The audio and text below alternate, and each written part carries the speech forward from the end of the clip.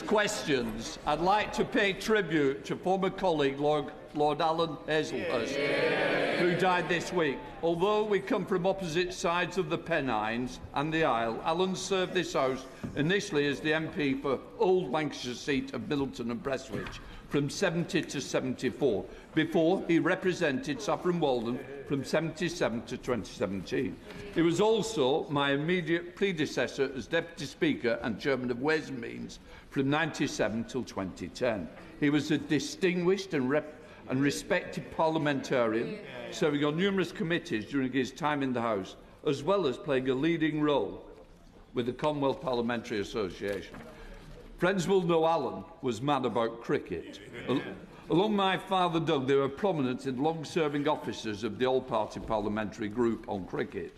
And I know Alan took his passion to the next level with his many novels about the sport. In 2018, he was appointed a life peer, served in the House of Lords until he retired at the end of 24. I'm sure members across the House will like to join me in sending our condolences to Lord Hazelhurst's wife, Lady Angela, his children and grandchildren, family and friends, who are very much in our thoughts today.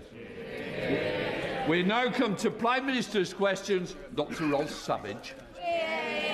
Thank you, Mr Speaker. Question number 1. Prime Minister. Thank you, Mr Speaker. Can I also pay tribute to Lord Hazelhurst? I know he will be deeply missed, particularly on the benches opposite. Mr Speaker, the findings of the recent Spring Hill inquest into the tragic deaths in July 1972 of Father Noel Fitzpatrick, Patrick Butler, Margaret Gargan, David McCafferty and John Dougal are sobering. While the circumstances in which the events occurred were undoubtedly challenging, it is the duty of the state to hold itself to the highest standard. The government accepts and deeply regrets these findings and recognises their gravity. On behalf of the government, I want to apologise unreservedly to the families for what happened and for the grief and trauma that they have endured since the tragic deaths of their loved ones. Mr Speaker, I also want to place on record our deepest condolences to the family of Lance Corporal James Freeman, who died in a tragic accident on Sunday. Mr Speaker, I'm also aware of a Royal Navy helicopter crash this morning in Devon. This will be a deeply worrying time for the families, and more information will be set out as soon as possible. Mr Speaker, Henry Novak's family have shown extraordinary dignity after their son's life was stolen in appalling circumstances. He was clearly a kind and thoughtful and much-loved young man. There are serious questions to answer, including how accusations of racism informed police thinking, and we're supporting the IOPC to get to the bottom of what happened. But no matter the pain we feel, there is no justification for more violence and disorder. The attacks directed towards police officers in Southampton last night were disgraceful and completely unacceptable. This is a time for serious work, not rage. And let me be clear, we will ensure anyone found engaging in disorder meets the full force of the law, as we have done before. Mr Speaker, this morning I had meetings with ministerial colleagues and others, in addition to my duties in this House. I shall have further such meetings later today. Dr Ross Savage. Thank you, Mr Speaker, and I would like to echo the sympathies expressed by the Prime Minister for those families recently bereaved, particularly the family of Henry Novak.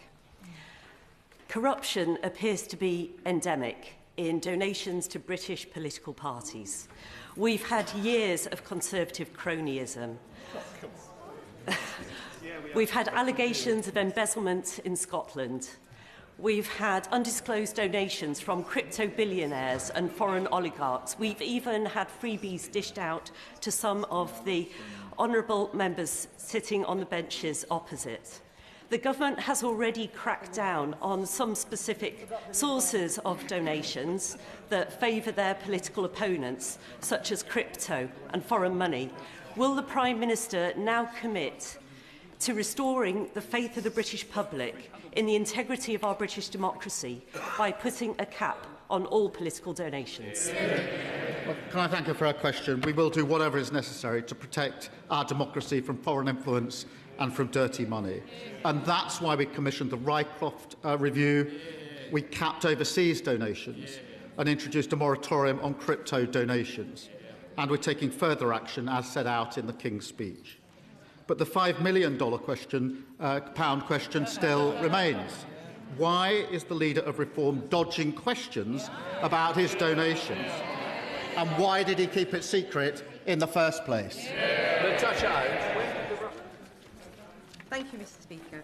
I am proud that after decades it is this Labour government putting passengers before profit by bringing GTR, Southern, Gatwick Express into public ownership. The previous government shelved plans to unblock the bottleneck at East Croydon Station. This not only causes delays from Bedford to Brighton, but leaves constituents at Norway Junction Station in lift limbo. So will the Prime Minister look again at the Croydon Area Modelling Scheme, back my campaign to unblock the Croydon bottleneck, and does he agree with me that by bringing our railways back into public hands, it is this government that is getting us back on track? Well, can I commend her campaign to address the Croydon bottleneck? The last government cancelled work to address this. We will carefully consider the case for upgrades, including step-free access at Norwood. I'm proud that her constituents are travelling on rail services that are now back in public ownership and benefiting from the first freeze in rail fares for 30 years. Labour government transforming our railways and building a fairer Britain. Come to the Leader of the Opposition, Kemi Bennell. Mr. Speaker, can I echo the Prime Minister's words on Lance Corporal James Freeman and also about the Royal Navy helicopter crash in Devon? I also want to share my deepest condolences to the family and friends of Henry Novak. The circumstances around Henry's wrongful arrest and tragic murder must be a wake-up call to the entire country and our institutions that every life matters. And it is the responsibility of everyone in this House to bring people together, not divide them. Mr. Speaker, with your permission, I would also like to take this opportunity to pay tribute to Sir Alan Hazelhurst, Lord Hazelhurst, who died on Monday. Sir Alan served Parliament for over 50 years, 8 of them in the Lords, 40 years as my predecessor as MP for Saffron Walden. And from 1970 to 1974, he was also the Member of Parliament for Middleton and Prestwich. He was respected on all sides of this House, elected multiple times as your predecessor, Deputy Speaker, before he concluded in the other place. Apart from serving his constituents, his greatest passion in Parliament, and perhaps in life, was, as you said, cricket. He was chairman of the all-party parliamentary group for cricket, a role which he encouraged me to take up and which I graciously declined, telling him I knew absolutely nothing about cricket. But I think colleagues should know that the reason Sky Sports can be found on the parliamentary TV network is because of Sir Alan's intense lobbying. There is so much to say, but I think just letting everyone know that he was a good and kind man, and he will be very much missed. My thoughts are with his wife Angela and his children Mark, David and Emma, and his grandchildren. So, Mr. Speaker, can I ask the Prime Minister, by how much has the welfare bill risen since he came to office? Mr. Speaker, can I just first thank her for her approach and her tone in relation to the Henry Novak tragic case. In relation to welfare, Mr. Speaker, as she knows, we inherited a broken system from the party opposite, and we are now improving that system. Delivering a youth guarantee, rolling out 300,000 work experience placements, and commissioned Alan Milburn's review into youth unemployment. They're the steps that we were taken. As she will know, the number on welfare went up hugely on their watch, as did the cost under the Shadow Chancellor. Mr. Speaker, the Prime Minister doesn't seem to know the answer, so let me tell him. benefits alone have risen by £20 billion since he came to office. The Prime Minister has promised welfare reforms. We heard him say it just now. So can he tell the House why was there no bill in the King's speech to reform welfare? Well, Mr. Speaker, welfare reform is balancing universal credit so it no longer pushes people away from work. That's what we're doing. They voted against it. Welfare reform is introducing a right to try to incentivise people to take up opportunities. That's what we're doing. They voted against it. Welfare reform is providing record funding on apprenticeships. That's what we're doing. Apprenticeship starts fell by 40% on their watch. And she talks about the welfare bill. It soared to £88 billion, by £88 billion on their watch. Nearly 3 million people were written off. Face-to-face assessments collapsed because of the contracts they agreed. And the person who signed off those contracts was the Shadow Chancellor. Mr. Speaker, we need to bring down the benefits bill. He complains about the Shadow Chancellor. The bill went up because of the pandemic. And even then, Mr. Speaker, even then, they were asking us to spend more. It's not the Shadow Chancellor who's the problem, it's the actual Chancellor. She's not even here in her place. It is the actual Chancellor. Mr. Speaker, the reason why there is no welfare bill is because the Prime Minister has given up. And he's given up because they have given up on him. On Sunday, the Welfare Secretary was asked 12 times on national radio if he would make cuts to the benefits bill, and 12 times he could not answer. So I will ask the Prime Minister, is he going to cut the benefits bill?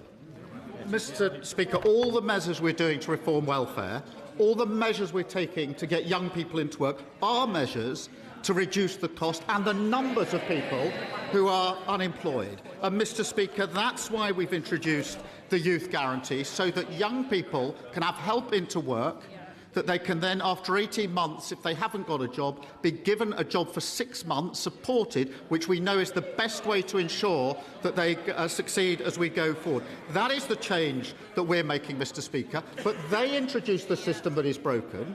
We're reforming it. Did they vote to reform it with us? No, they voted to keep the broken system. Mr. Speaker, the Prime Minister keeps saying he's bringing in welfare reforms. None of those things are going to cut the bill. Even his own Tim's review explicitly says, this is their review, this is in the terms of reference, explicitly says this is not about generating proposals for further savings. He had a chance to cut benefits. Last year, I remember, they were planning to cut benefits, and on the floor of this House, they U-turned. What did he do when he had a chance? He caved. He caved to all these MPs behind him who don't want benefits brought down. That's why they're sitting silently behind him. So does the Prime Minister agree with his Welfare Secretary that that was the moment he lost his authority? Mr. Speaker, I'm proud of what we're delivering on this side of the House. The fastest growing economy in the G7. They said that couldn't be done. Despite the war in the Middle East, the OECD forecast UK growth is up and inflation is down. Net migration, Mr. Speaker, net migration, which reached nearly 1 million under them, and the Leader of the Opposition was the cheerleader, down by a staggering 82%. The asylum backlog down by 46%. We're delivering the fastest reduction in waiting times in the NHS in the history of the NHS. That's on top of free school meals, free breakfast clubs and free childcare. And, of course, we're lifting 500,000 children out of poverty. I'm very proud of the work of this Labour government. Mr. Speaker, he says he's proud of what they're delivering. I'm glad to see the Prime Minister still has a sense of humour, given we all know he's losing his job soon. He has no authority, and we know why. His MPs will not let him do anything. The Welfare Secretary said in private what they won't dare say in public. He said, every meeting I have with Labour MPs is about who can we tax in order to pay more benefits. Shameful. Last week, Tony Blair said if the Conservative Party repeats its offer of working together on welfare, Labour should accept.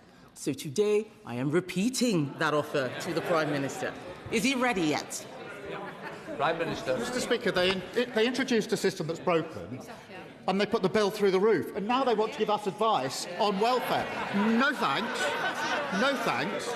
The question should always be not what benefits people are entitled to, but what help we can give people to change their life.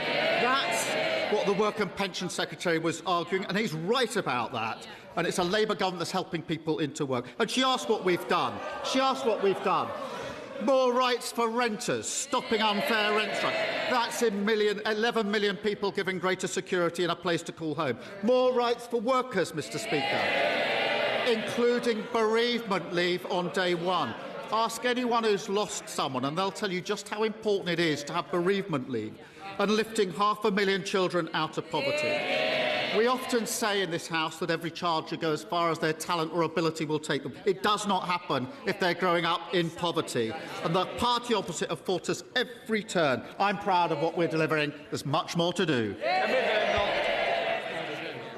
Mr. Speaker, the truth is, unemployment has risen every single month since they came into office. You can listen to their chairs get weaker and thinner with every passing moment. The fact is, despite his huge majority, the Prime Minister doesn't have the votes to reform welfare. There is a solution, a Conservative solution. Benefits bill down. Oh! Mr. Speaker, they're all jeering now. I don't know why they're supporting him. He is more than happy to release all their text messages while all of his has disappeared. Disappearing messages from a disappearing PM. There is a Conservative solution. Benefits bill down, taxes down, growth up. Everyone in this House knows that he is just a caretaker, keeping the seat warm for the Mayor of Manchester. But it doesn't matter who's in charge. Labour MPs will keep asking who can they tax to pay more benefits. It is in their DNA. Isn't it the truth, Mr. Speaker, that the problem isn't this passive Prime Minister? The problem is the Labour Party. Forgive me if I don't take too much notice of the Leader of the Opposition. For 14 years, they broke our welfare system, lost control of our borders, presided over the biggest fall in living standards on record, broke the economy, prisons, the NHS. I could go on and on. No wonder she and they are totally irrelevant. The change delivered by this Labour government, the biggest upgrade in workers' rights in a generation, delivered. Renters' Rights Act, delivered. Record funding for our NHS, delivered. The fastest growing economy in the G7, delivered.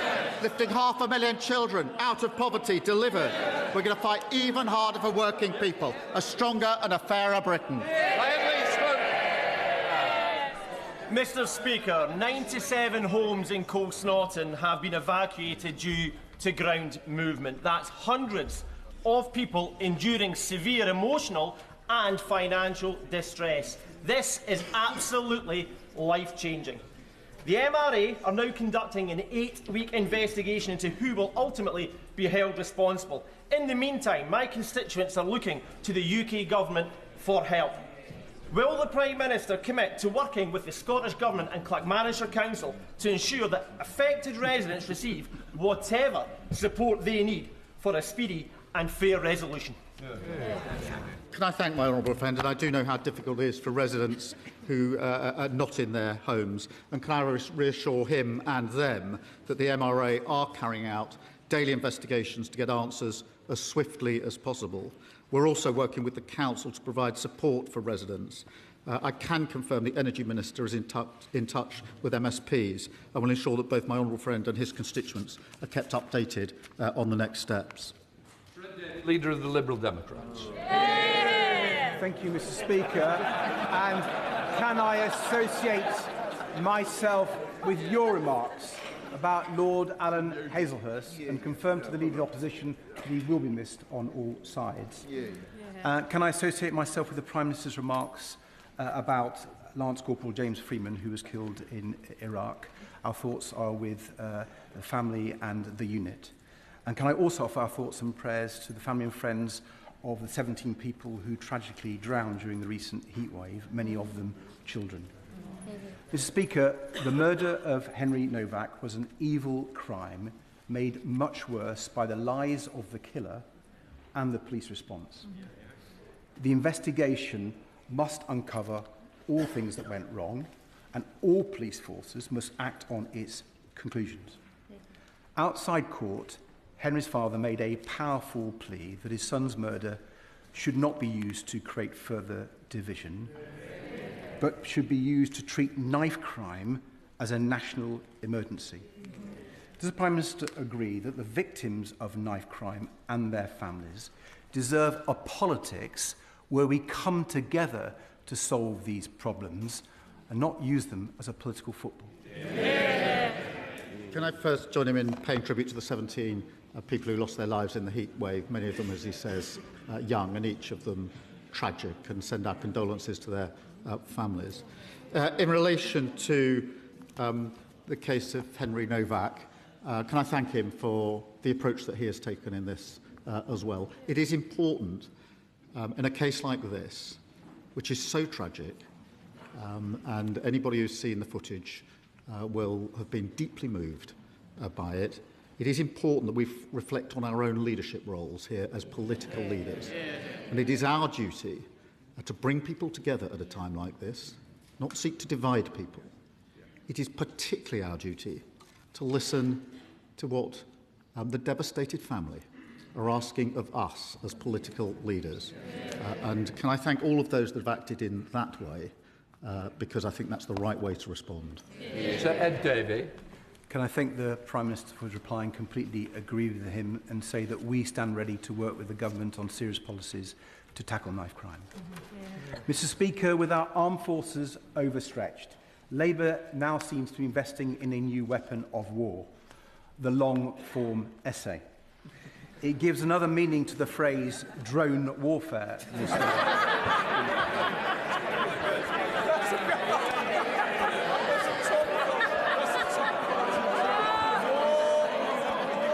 Tony Blair says the UK should suck up to Donald Trump, kowtow to US tech barons, and go slow on Europe.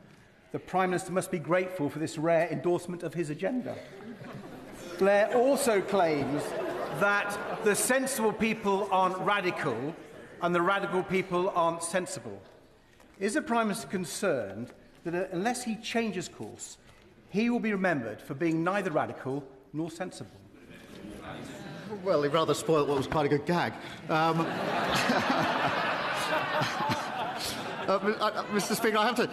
I'm surprised he hasn't done more to welcome the savings we're delivering for Family Fun Days Out this summer. I really thought that he would have been delighted at the cheaper tickets for soft play. Speaker, the country is united in its horror at the tragic death of Henry Novak. And would the Prime Minister once again join me in paying tribute to the courage of Henry's family in the face of this tragedy? And will he also join me in calling for the recognition of the serious mistakes made by the police, and that we must learn from those mistakes so that no family may face this tragedy again? Well, can I thank him for raising this really important case? And my thoughts are with Henry's family. I'm sure the thoughts of the whole House and the whole country. I have watched the body cam footage, as others will have done. I found it really hard. It was harrowing. And as a dad of a 17-year-old boy, I felt sick. I can only imagine how devastated his family are. It is extremely moving. Henry's life has been stolen. His family have responded with incredible and immense dignity and bravery. Now, there clearly are lessons, Mr. Speaker, that need to be learnt, serious questions that need to be addressed, not least this question of our accusations of racism informed decision-making in such cases. Henry's father said this: "We do not want his death to be used to create further division, hatred, or tension." They're the words of a grieving father who's lost his son. We do not want his death to be used to create further division, hatred, or tension. I think those words have resonated with people across the country. We must not allow this tragedy to be hijacked by anyone who seeks to divide us. Nigel Farage. Thank you, Mr. Speaker.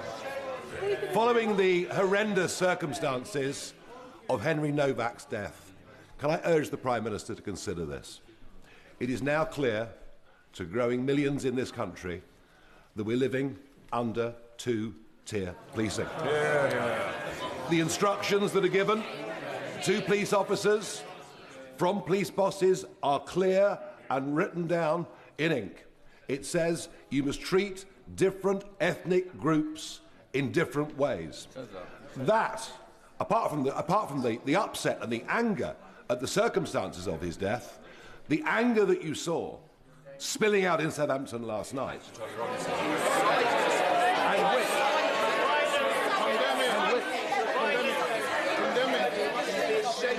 and which is in danger, condemn the violence, which is in danger of getting considerably worse if the public lose trust. condemn it. If the public lose trust in being treated fairly by the police, can he take some action, end this divisive practice of two-tier policing, and make sure that all British citizens are treated the same? Mr. Speaker, I don't believe there's two-tier policing in this country. I'm really shocked that he pretends to have respect for Henry's family and then acts in this way. They are a grieving family. Mr. Blash, please. It's a very important question. I want to hear the Prime Minister. If you want to carry on, go outside, please, Prime Minister. Grieving family have asked us not to respond in the way that the Leader of Reform has responded. They've asked us not to. They have lost their son in the most appalling circumstance. They make a simple plea of us as human beings to please not exploit that. That is their plea to us. We all need to reflect on those words of Henry's father. My response, and the response of others, to be fair, has been focused on the lessons to be learned so we can deliver justice. His response has been to appeal for rage. Rage. That's his response to a father who's lost his son, and ask for that not to happen. Exploiting this tragedy to create grievance and division would be wrong in any circumstances, but to do it when the family are expressly saying, please don't, is unforgivable. It shows exactly who he is. Thank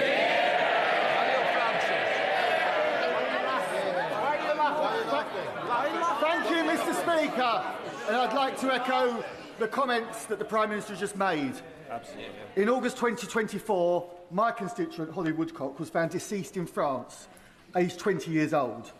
Her parents, Lee and Joanna, who are in the gallery today, still have no idea what happened at Holly's friend's holiday villa. They have raised significant concerns with the Foreign Office regarding the investigation, including the inconsistencies of witness statements and timelines, how samples were prematurely destroyed, and how matters raised by French lawyers were dismissed by the investigating French police officers and officials. I'm grateful that the Foreign Office Minister met with me and Mr Woodcock, but I share the family's concerns that our government should do more to press the French authorities to reopen the investigation. So will the Prime Minister commit to look at what can be done to raise this matter with his French counterparts at the highest level to help Mr and Mrs Woodcock get the answers that their daughter Holly deserves? Can I thank him for raising this case and express my sincere condolences to Holly's family. I cannot begin to imagine the intense distress that they've experienced. My honourable friend will know the Ambassador to France has raised Holly's case with the French Prosecutor General. and I know the Minister of Europe has set out further steps that can be taken and is ready to support the family. But I will reflect in light of this question on whether there's anything more that can be done.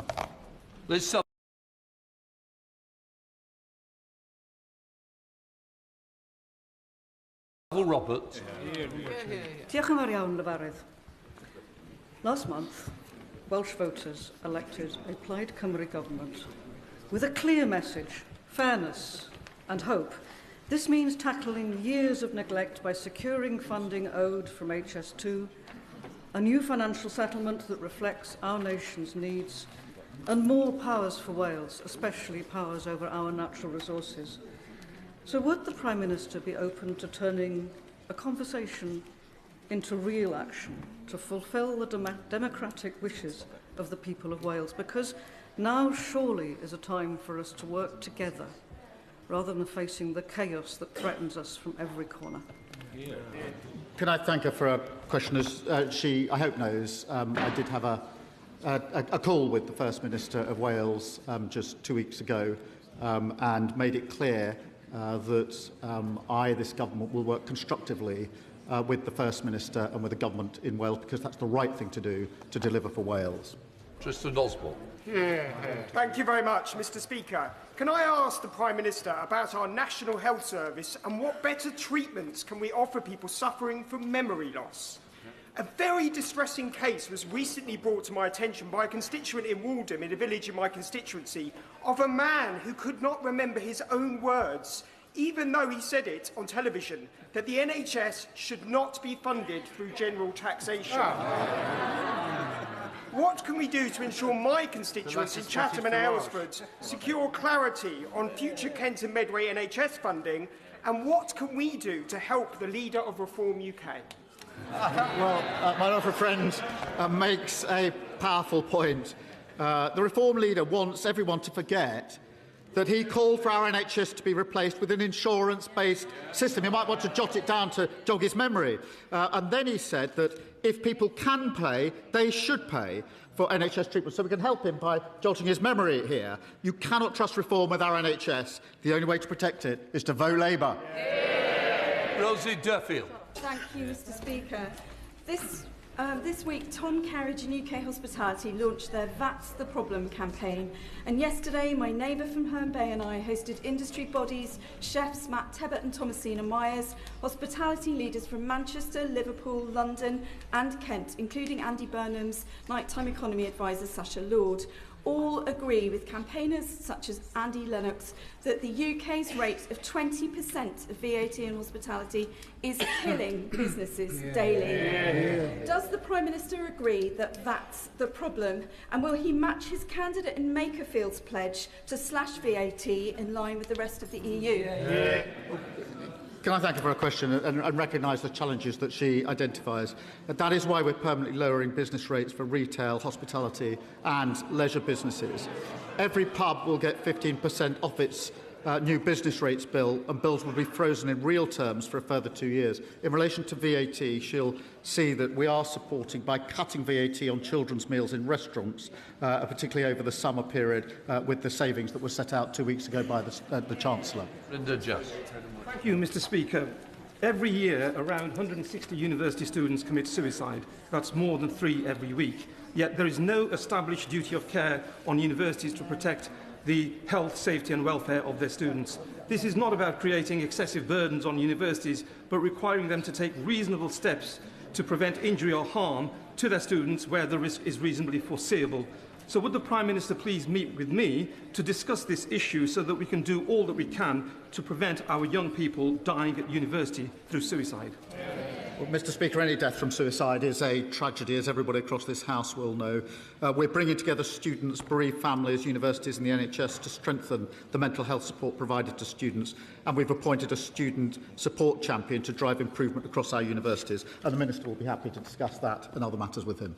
Andrew Rossen. Thank you, Mr. Speaker. I wonder if the Prime Minister has had the chance to study the election results in Havering, with 0 Labour councillors elected in Romford, 0 Conservative councillors for the first time since 1964 across Havering, and the first Reform UK London Borough, which shows people's disillusionment with the political establishment. But in his final days as Prime Minister, does he think he can do something for the people of Romford and give us the accident and emergency unit at Queen's Hospital, which the honourable member for Ilford North said he would deliver but failed to do?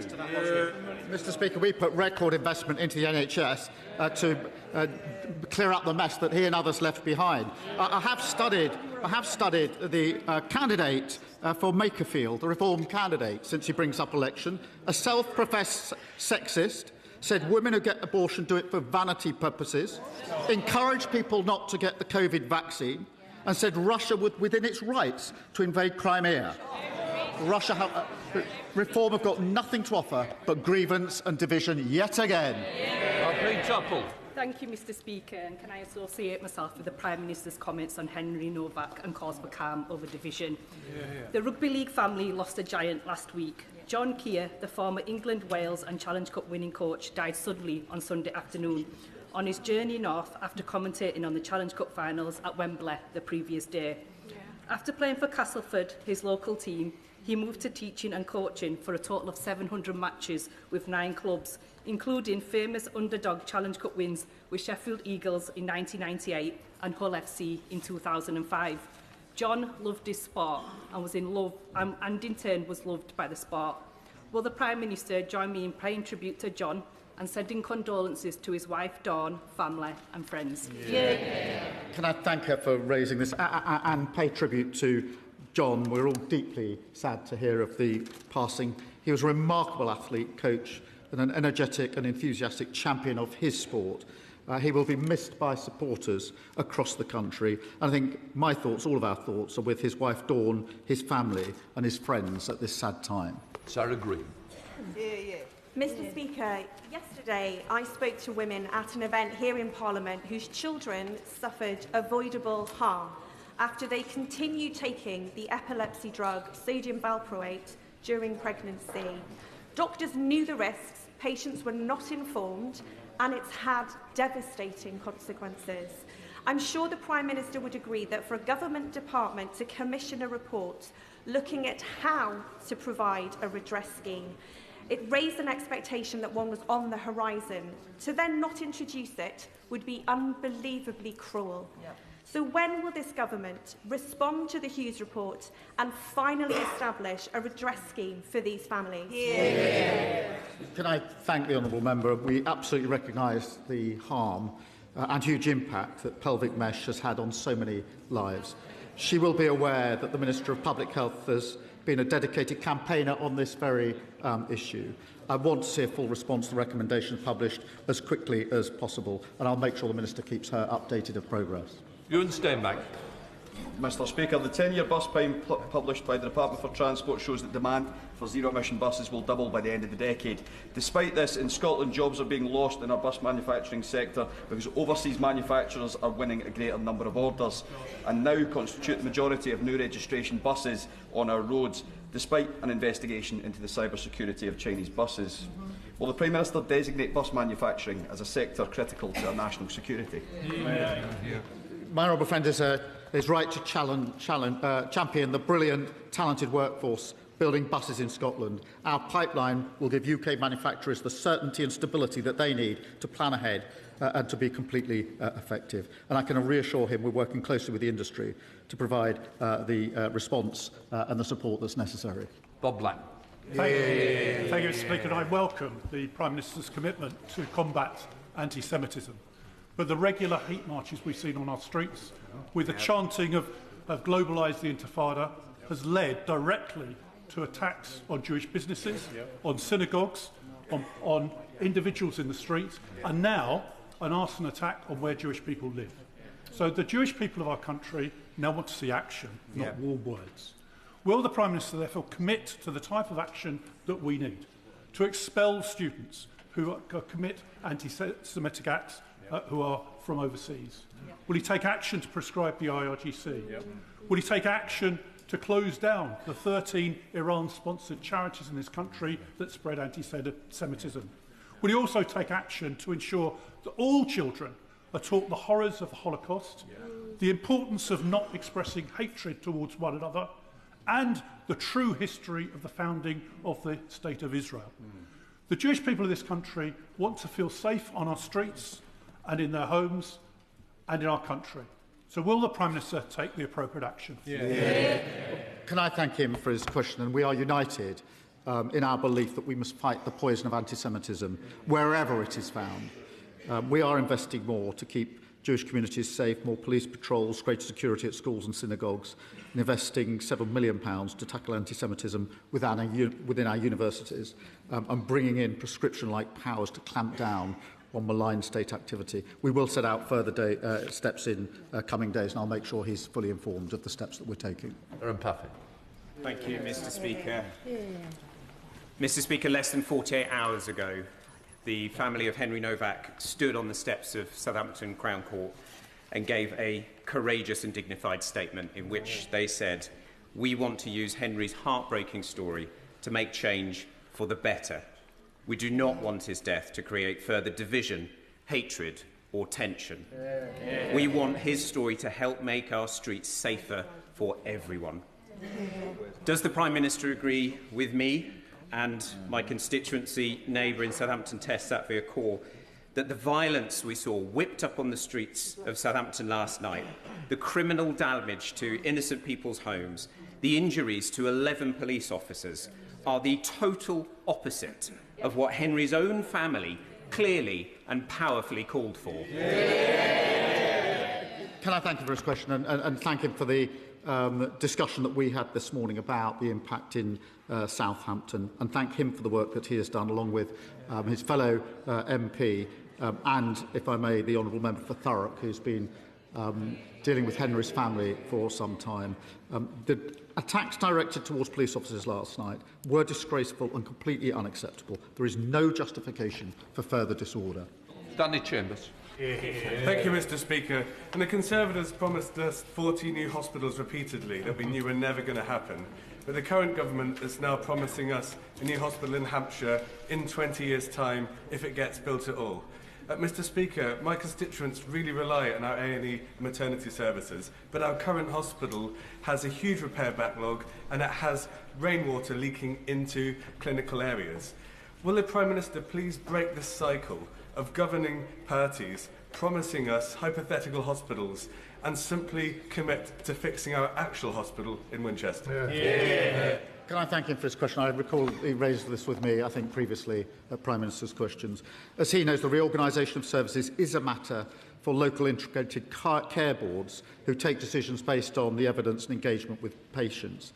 Across the country, patients are benefiting from the £450 million investment that we've provided to expand urgent and emergency care capacity.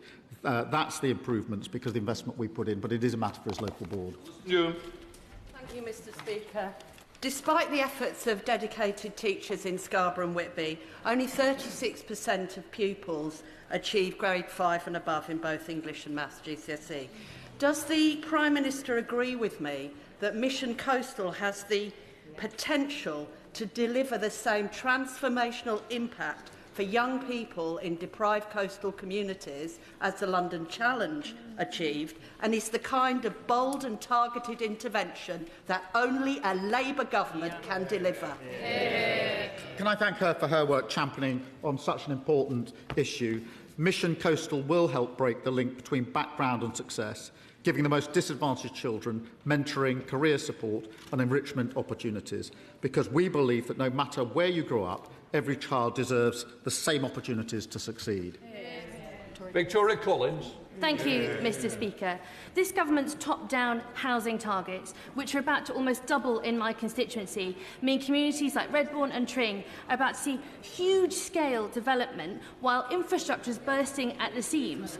But while a supposedly affordable new build in my patch is more than £500,000. So no wonder Hannah, one of my sixth formers, says she can never dream of buying a new home and have to leave the place where she grew up.